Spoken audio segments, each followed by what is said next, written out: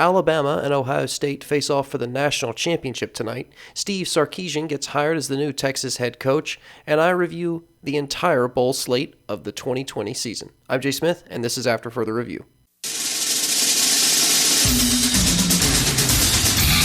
And now, after further review, a Clemson student's perspective on sports. There's a personal foul on number 99 of the defense. After he tackled the quarterback, he's giving them business down there. That's a 15-yard penalty. Well, welcome in, everyone. I'm Jay Smith, and yes, this is After Further Review. Been a bit of a layoff. It's been several weeks since our last episode back on December 16th, where we talked about the most important ACC championship game ever between Clemson and Notre Dame. Just in terms of significance, it didn't end up being that close of a ball game, and that's kind of the camp that I fell in at the time. Was, hey, listen, a full strength Clemson severely outclasses Notre Dame, and that ended up being the case. Now, moving through the college football playoff, obviously Clemson got smacked in the mouth against Ohio State. And I want to save the college football playoff, those semifinal games and then the national championship breakdown. I'm going to save that for the next episode, where I'm going to do a complete CFP breakdown, talk about, what went wrong for Clemson, what went wrong for Notre Dame, what went right for Ohio State and Alabama, and then obviously talk about the national championship game, which again is going to play later tonight.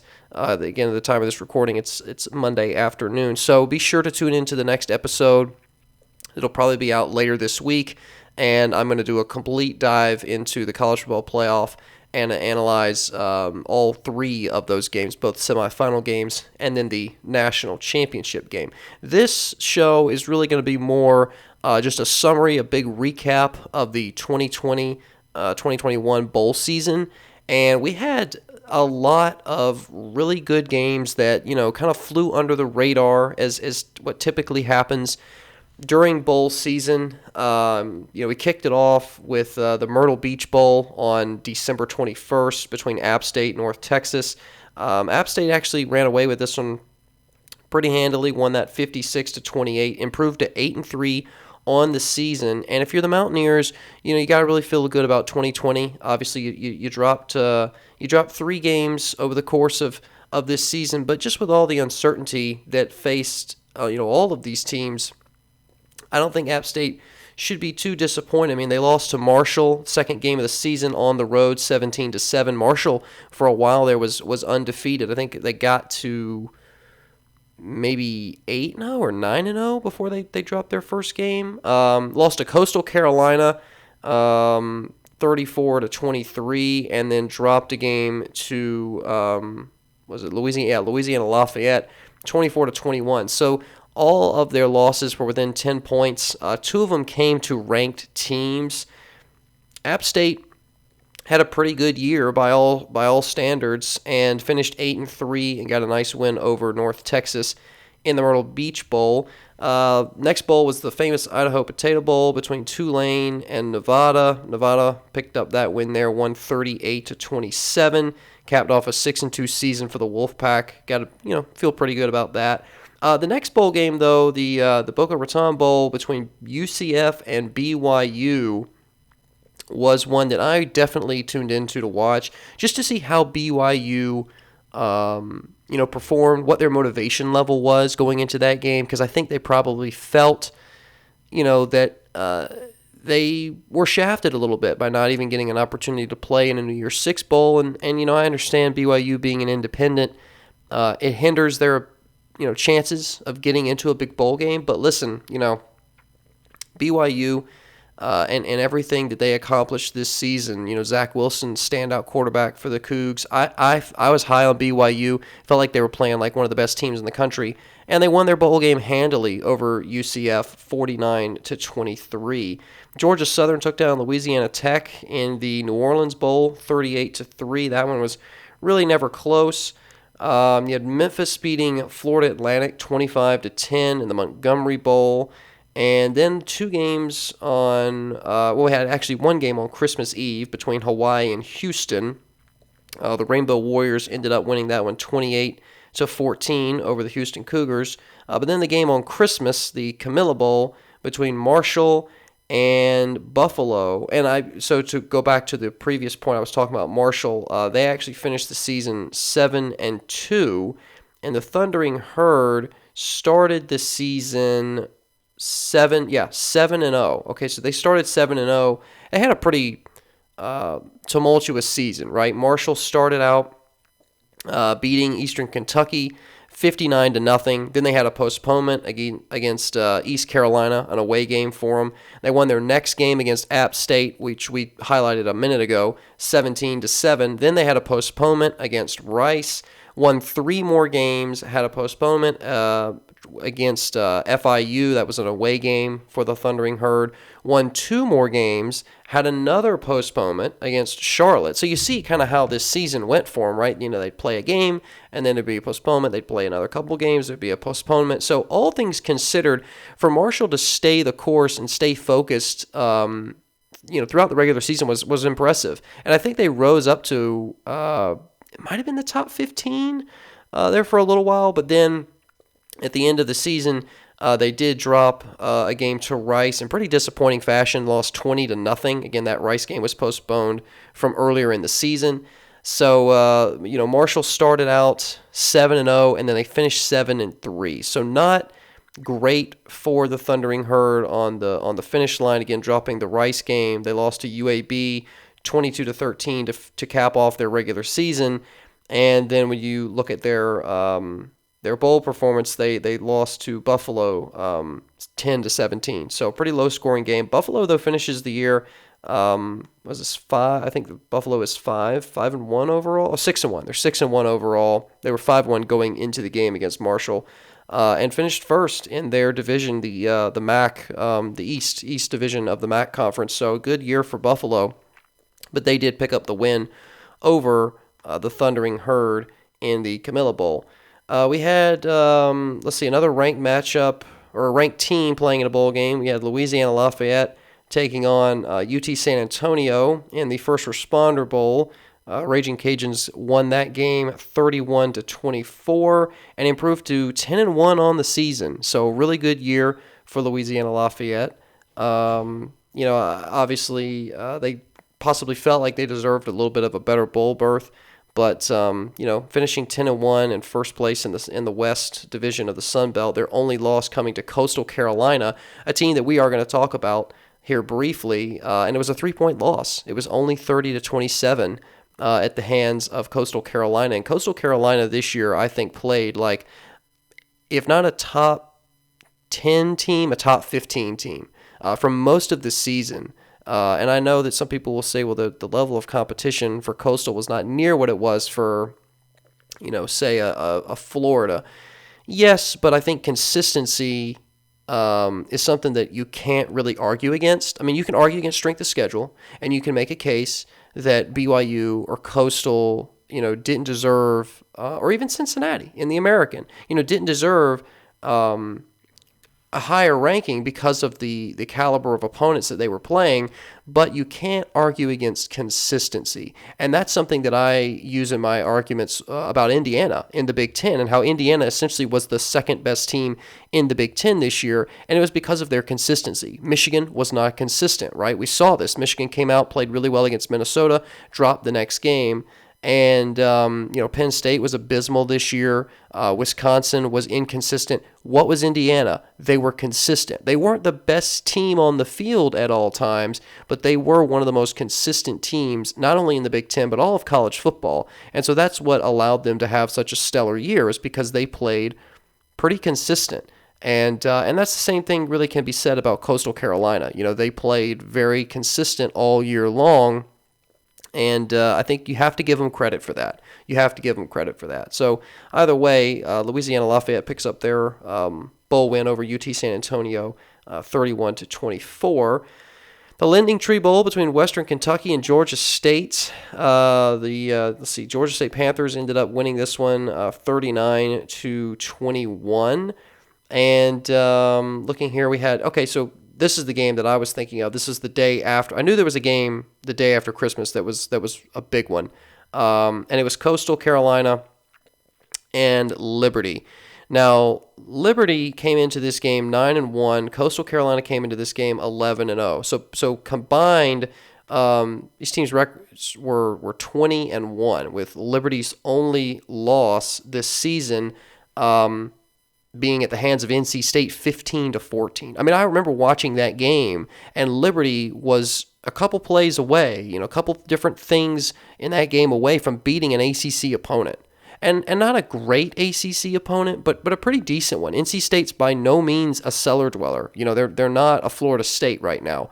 NC State's pretty good within the ACC, and Liberty took them to the wire and probably could have won that game if a few other things had gone their way. So the Flames were not to be underestimated, and Coastal knew that coming in, and they played a really great game. To be honest, and I said this at the time, this matchup right here between Liberty and Coastal Carolina in the FBC Mortgage Cure Bowl, that was the best non-Power 5 bowl game I have ever watched, bar none. I mean, this was a phenomenal game, 37-34 final score in favor of Liberty.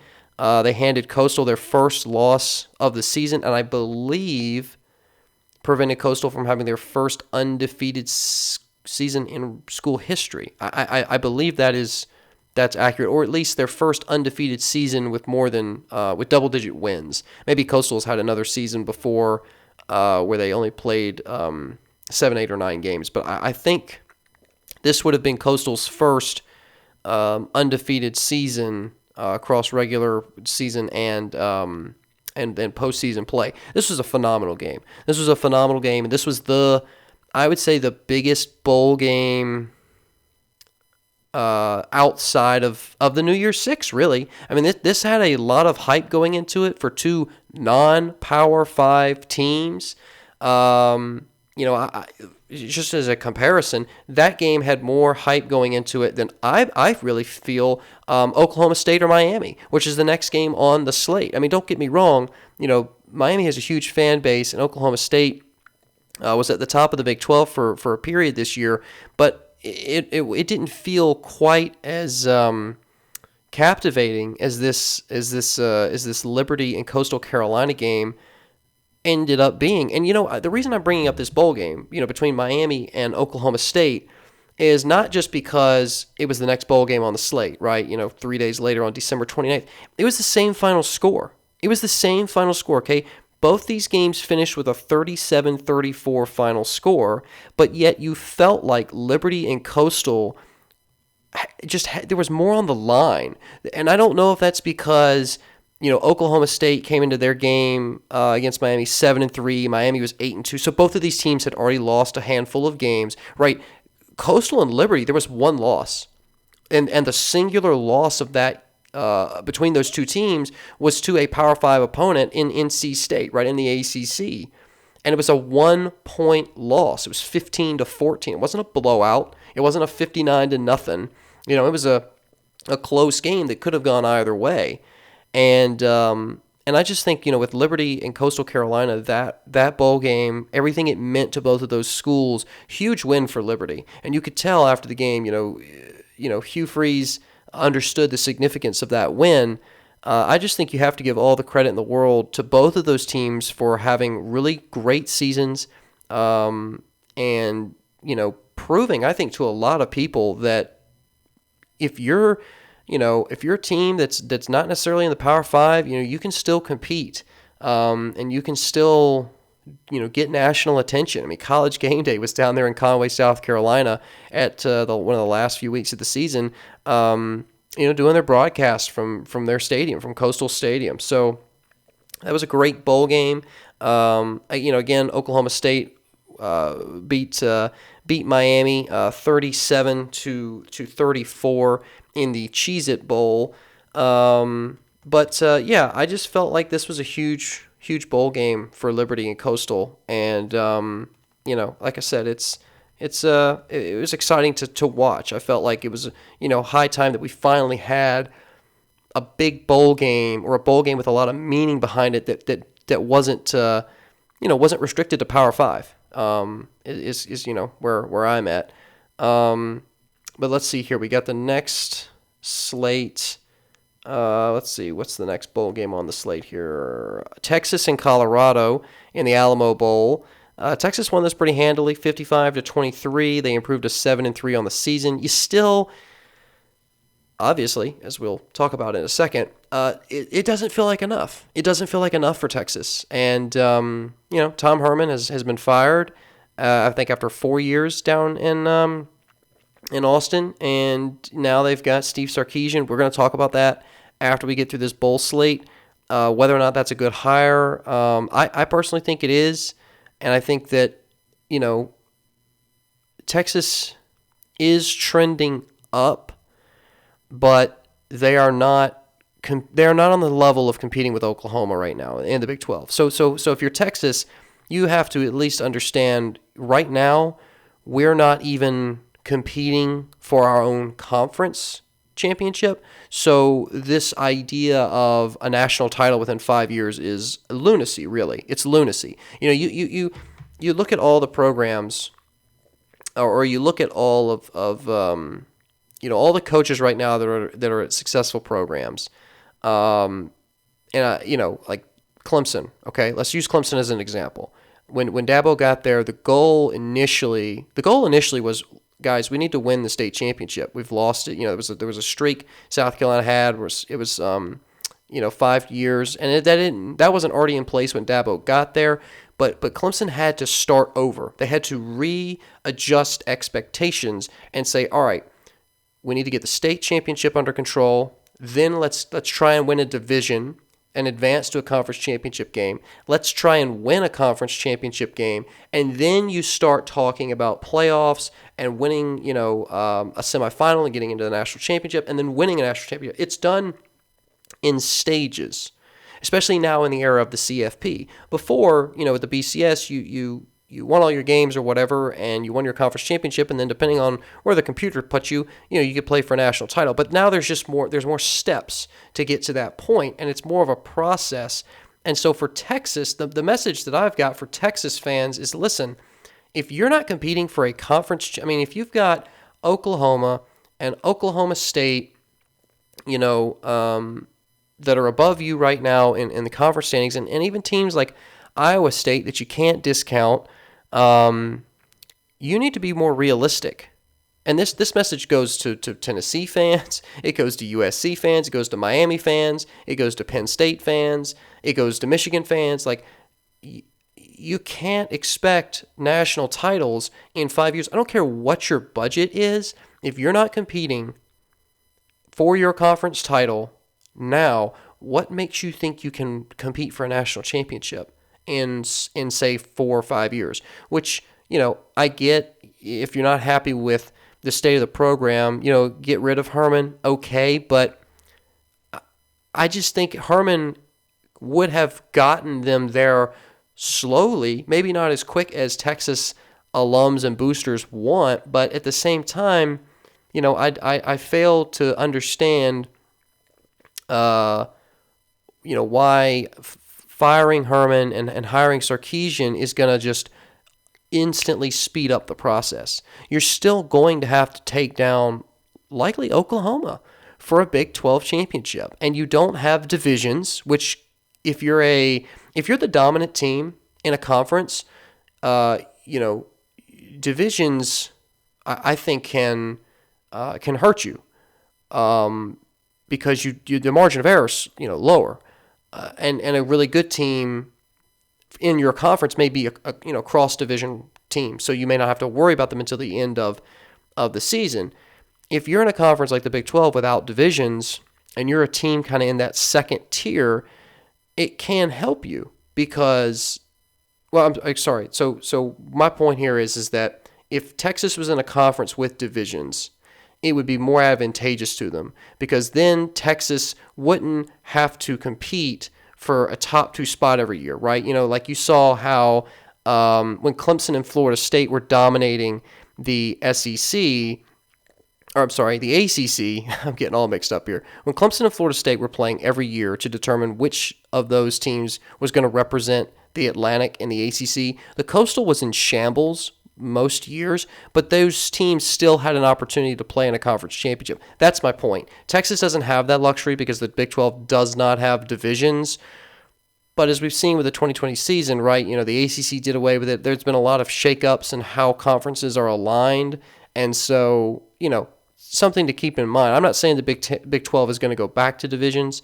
I just think that, with Texas, they really, finishing 7-3, I think is progress. And so I'm not sure if firing Herman and hiring Sarkisian is really the right decision in the moment. I'm not saying Sarkisian's a bad coach or a bad hire. I just I question the motivation for the decision. I'm just not sure I understand that logic. Either way, though, and I got into a little bit more of it than I was really wanting to during this bowl recap. But I think Texas, winning this game convincingly, it's going to be confidence for the program. It's another bowl win. It's another, it's another, good season for the Longhorns, and I think they're going to continue to build. But they still obviously have a lot of work to do if they want to compete against Oklahoma in, a Big 12 title game. Let's move on. Okay, hey, the Duke's Mayo Bowl. This game actually attracted a lot of attention, mostly because of the it was like a cooler, it was a water cooler, but it was painted with the Duke's Mayo logo. So a lot of people were speculating before the game. I think that the Bowl's Twitter account posted a picture of the cooler on the field before the game, and people were speculating that there might be mayonnaise inside, or give the coach a mayo bath after the win. That did not end up happening. It was just water. But this was between Wake Forest and Wisconsin. The Badgers have had a pretty tumultuous season. They've been the victim of a lot of COVID cancellations, and it's been tough for them to get games scheduled in. But they showed up for this one. They showed up inspired and won 42-28 over the Demon Deacons. Now we get into some of the bigger bowl games. Obviously, Florida and Oklahoma is one that sticks out to me. This was probably the biggest black eye for any team, I think, this bowl season, in terms of just embarrassing losses. This was a 35-point beatdown by Oklahoma over Florida. And this is a Florida team, right, that was touted as potentially playoff caliber, and they're one of the best teams in the SEC, and obviously they played Alabama in the SEC championship. Now, I think it's less about Florida playing poorly than it is really about Oklahoma's turnaround. And this is an Oklahoma team that finished 9-2, but we all remember at least some of us do, at the beginning of the season, Oklahoma was a 1-2 football team. They had a win against Missouri State, and then they lost 2 close games against Kansas State and Iowa State. And all of a sudden, Oklahoma was 3 weeks into the season, and the season was over. The college football playoff was not going to happen. The Big 12 title was in jeopardy. Things were almost unraveling before our very eyes.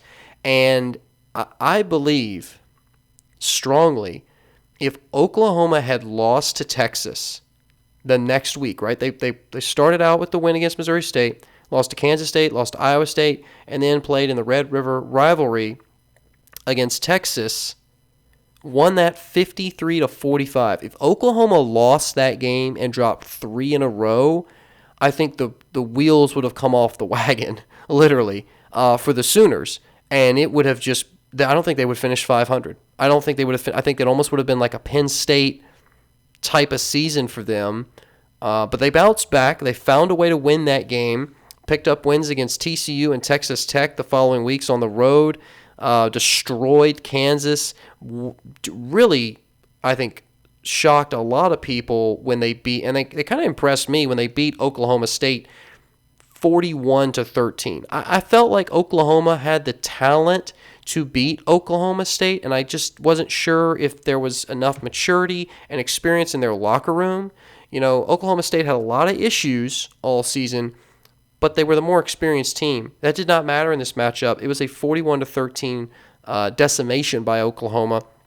And so they really turned their season around and picked up a win against Iowa State in the Big 12 Championship. A close win, 27-21, but still a great win. So Oklahoma certainly, I think, gets the reward for comeback kid of the season, especially after how they started. But they won their bowl game 55-20 again over the Florida Gators. Mississippi State and Tulsa squared off in the Armed Forces Bowl. That was a really close game between two football teams. Maybe it was a little chippy. This was a chippy football game. I watched most of this game, and very chippy. Obviously, I think what most people will remember from this game is the brawl that took place after the game. It was a really nasty brawl. I don't know. I haven't seen anything related to maybe suspensions or anything of that nature. And maybe it came out right after the game and I just missed it. But either way, that game was certainly a close game, a really fun game to watch. Yeah, it was chippy, but it was still an exciting football game. It's just a shame that it had to end in the manner that it did. Kind of a black eye for that game. But Mississippi State ended up pulling it out 28-26. Ball State defeated San Jose 34-13 in the Arizona Bowl. West Virginia and Army faced off in the Liberty Bowl. This was a really close football game and a great win for West Virginia, 24-21 over a 9-2 Army team at the time of the game. Really impressive win for the Mountaineers. And then, of course, we get into our our New Year's Six games. You've got Georgia and Cincinnati in the Peach Bowl. This was Cincinnati's opportunity. This was their chance to show everyone, hey, the American is here to play. We can take down an SEC big-time team, blue blood kind of football team. And I watched this game in its entirety, and this is more about Cincinnati choking away a win more than it was Georgia, pulling one out. I just did not see anything from Georgia throughout that game. I mean, some people said, well, Georgia's not motivated to be there. And I'm like, yeah, but that's kind of BS because it's a New Year's Six game. And the only other thing besides a New Year's Six game that anyone cares about is the CFP. And that's like 4 teams. So, I mean, yeah, some teams just make it every year. Clemson and Alabama, like they're just in it almost every year. But realistically, a New Year's Six is a huge deal for any school, really. I think even if Clemson or Alabama was playing a New Year's Six, it would still be considered a big deal to win the game. Clemson's not going to just not show up to a game. It's the same thing with Alabama. I mean, that just would never be accepted within the culture of those programs. But Cincinnati, had ample opportunity and chances. They just couldn't convert. I don't know if the stage was too big for them. And I'm not trying to make excuses or make it sound like Georgia did not play well. They did. The Bulldogs did play well. It's just that I felt like Cincinnati had ample opportunity to win this game, and they just couldn't get it done. And so for now, the stereotype of teams that are non-Power 5 not being able to compete against Power 5 teams is going to live on because of results like this. It was a close game. It was very back and forth, but at the end of the day, you got to get the win, and Cincinnati wasn't able to do that. Auburn had a rough year. We're moving on now to the Citrus Bowl between Auburn and Northwestern.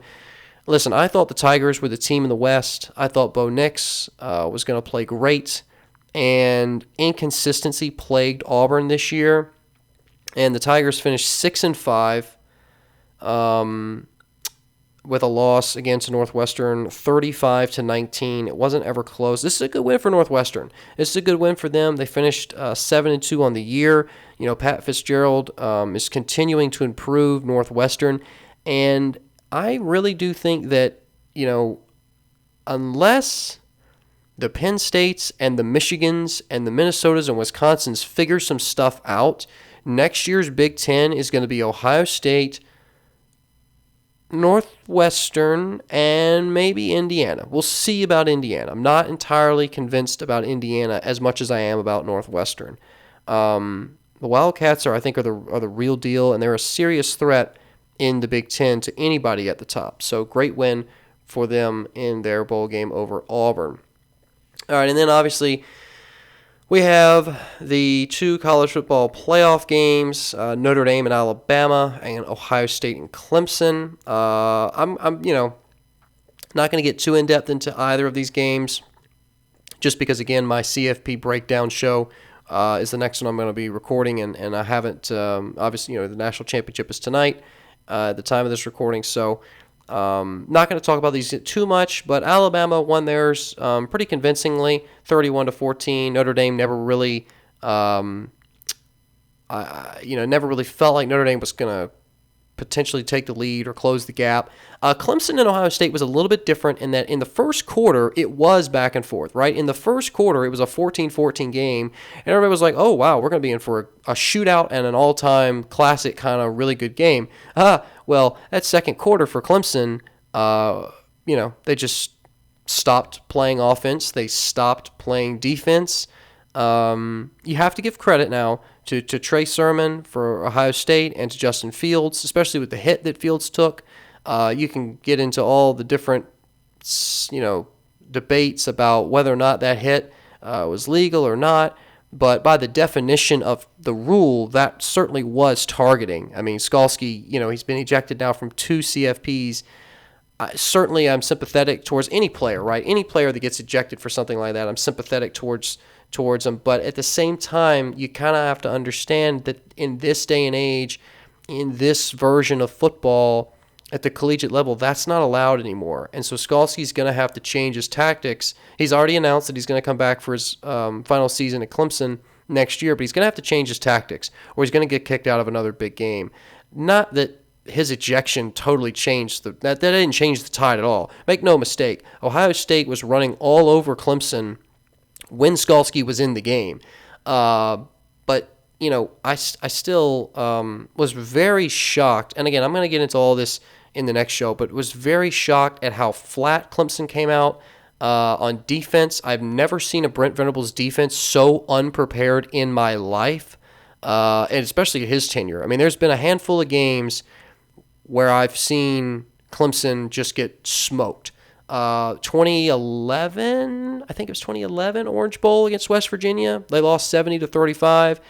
2013 or 2014, Florida. I think it's 2014. 2014 Florida State against Clemson at Death Valley. They lost that 52-14. That was when Jameis Winston was there for the Seminoles. And then this game. This is the third game that I've seen in the last decade that Clemson has just been demolished in. And they were thoroughly beat down 28-49. Ohio State played a phenomenal game. And again, they take on Alabama later tonight. Let's move on, though, to the next couple of bowl games. We got the Gator Bowl between NC State and Kentucky. Wolfpack, they kind of had an up-and-down year. It really I think it would have been good for them to get a bowl win. Kentucky was sitting at 4-6, so to lose to a 4-6 team wouldn't be a good look.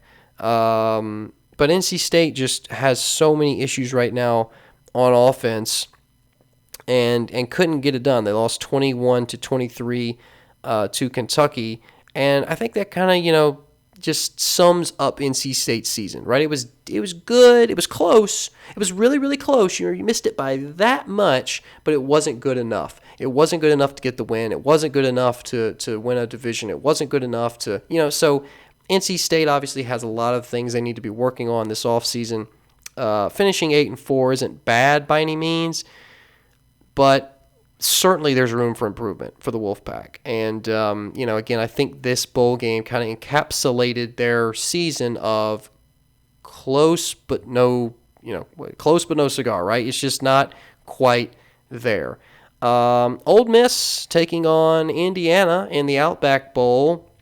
Rebels have shown, throughout this year that they can have a really potent offense with no defense. So, you basically, if you're Ole Miss, you got to outscore people. And that's exactly what they did against Indiana, 26-20. Now, Ole Miss's defense did step up in this game, a few times, but Indiana, and listen, I'm partial to Ole Miss, right? I'm a student in grad school at Ole Miss.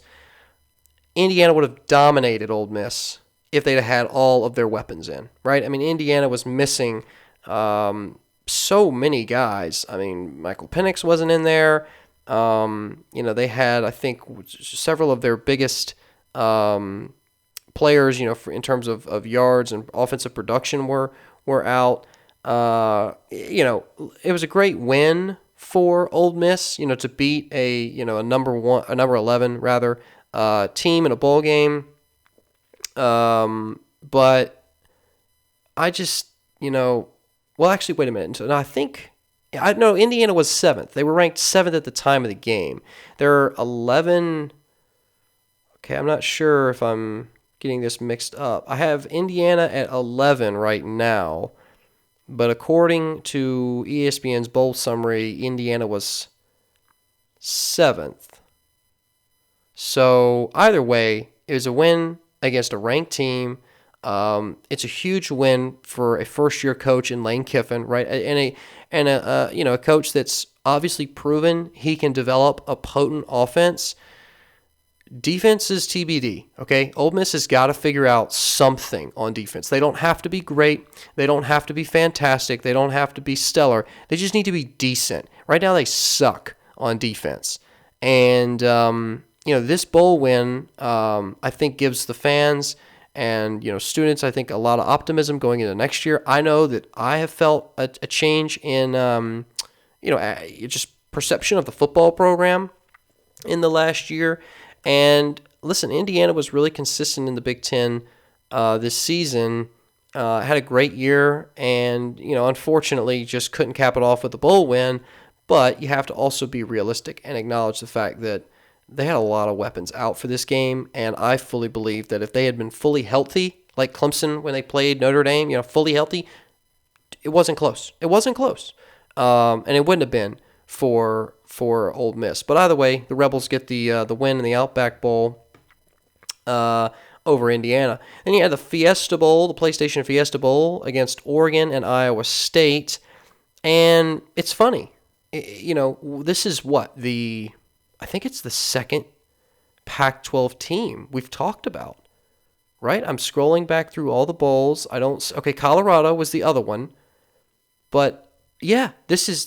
So we had to go all the way to the Fiesta Bowl on January 2nd to get our second Pac-12 team, the Oregon Ducks, and they took on Iowa State.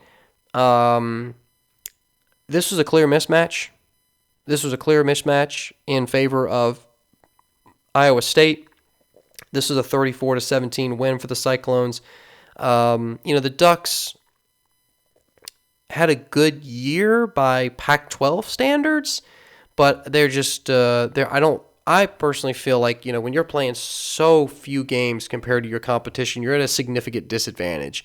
Regardless of how you've performed in the games, that matters to a certain extent, but reps are huge. Real reps are huge. And Iowa State came into this game with 11. They had played 11 games prior. Oregon had played 6. That matters, man. That really does matter. There are certain situations where, like with Clemson and Ohio State, clearly the reps didn't matter. Clearly it did not matter that Ohio State had played only a handful of games compared to Clemson. But, for Iowa State, the Cyclones have been a really solid team the last few seasons. Matt Austin's building a great program down there in Ames, and I feel like eventually they're going to break through and win a Big 12 title. Capital One Orange Bowl. This was a phenomenal game between Texas A&M and North Carolina. The final score makes it look like it wasn't that close, but that's not true at all. This was essentially it was a tie game, I think, with like 5 or 7 minutes to play.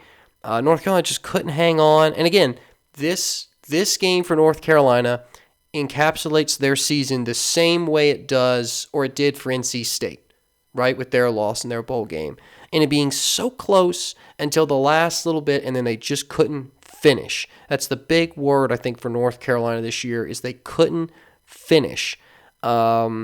This is a big win, though, for Jimbo Fisher and his Aggies. This is a team and a program that's really been rabid for a return to relevance since the Johnny Manziel era, and Jimbo is slowly getting them there. You want to talk about a program that I didn't think would have the kind of patience that's been required for someone like Jimbo, and that's Texas A&M. Because honestly, they haven't accomplished very much. This is really the first season where it feels like A&M starting to return to the spotlight.